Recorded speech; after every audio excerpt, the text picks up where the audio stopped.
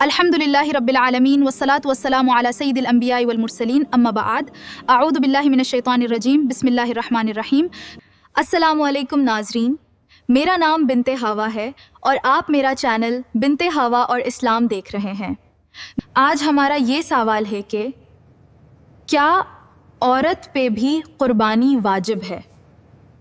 तो अब हम इस सवाल का जवाब हमारी आलेमा से पूछते हैं। कुर्बानी हर उस मुसलमान पर वाजिब है जो मुकीम हो, आकिल हो, बालिग हो और साहिब निसाब हो। तो औरतें भी साहिब निसाब होती हैं, इसलिए उन पर भी कुर्बानी वाजिब होगी। अगरचे औरतों पर कुर्बानी वाजिब होती है, लेकिन ज़्यादातर उनकी तरफ से शोहर ही अदा कर रहे होते हैं। ऐसा नहीं है कि मर्द पर ज़रूरी होता है बीवी की तरफ से कुर्बानी करना, लेकिन अगर किसी औरत का शौहर उसकी तरफ से कुर्बानी नहीं करता या किसी औरत की शादी नहीं हुई और उसके पास इतना माल है जिसकी वजह से कुर्बानी वाजिब हो रही है, तो उन्हें कुर्बानी खुद करनी होगी। हमारे यहाँ जैसे आम तौर पर होता है, शौहर हैं या घर में बड़े अफराद हैं, वो सारों की कुर्बानी कर देते हैं और सारी ज़िंदगी यही चलता रहता है कि बीवी की तरफ से शौहर कुर्बानी करता रहता है।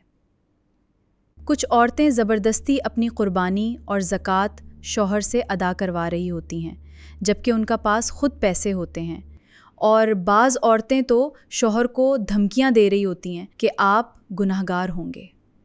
शौहर कहाँ से गुनाहगार होगा जब मलकियत औरत की है?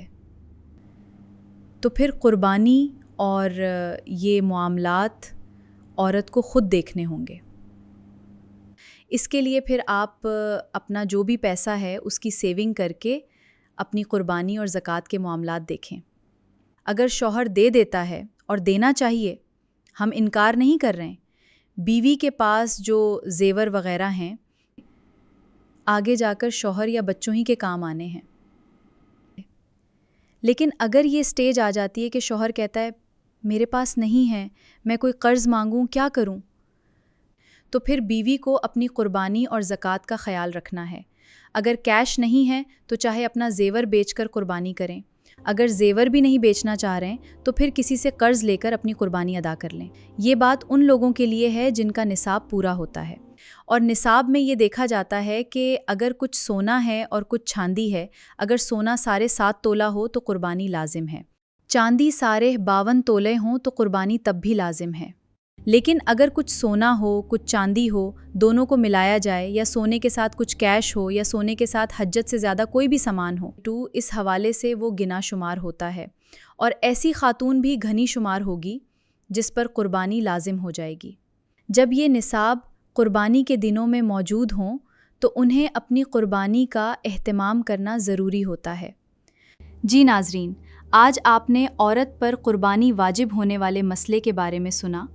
इसी तरह के मसाइल सुनने के लिए हमारे चैनल को लाइक और सब्सक्राइब करें, और अगर आपको किसी मसले के बारे में पूछना हो तो कमेंट करें। हम इंशाअल्लाह इसके बारे में भी वीडियोज़ ज़रूर बनाएंगे। सल्लु अलल हबीब सल्लल्लाहु तआला अलैहि वसल्लम।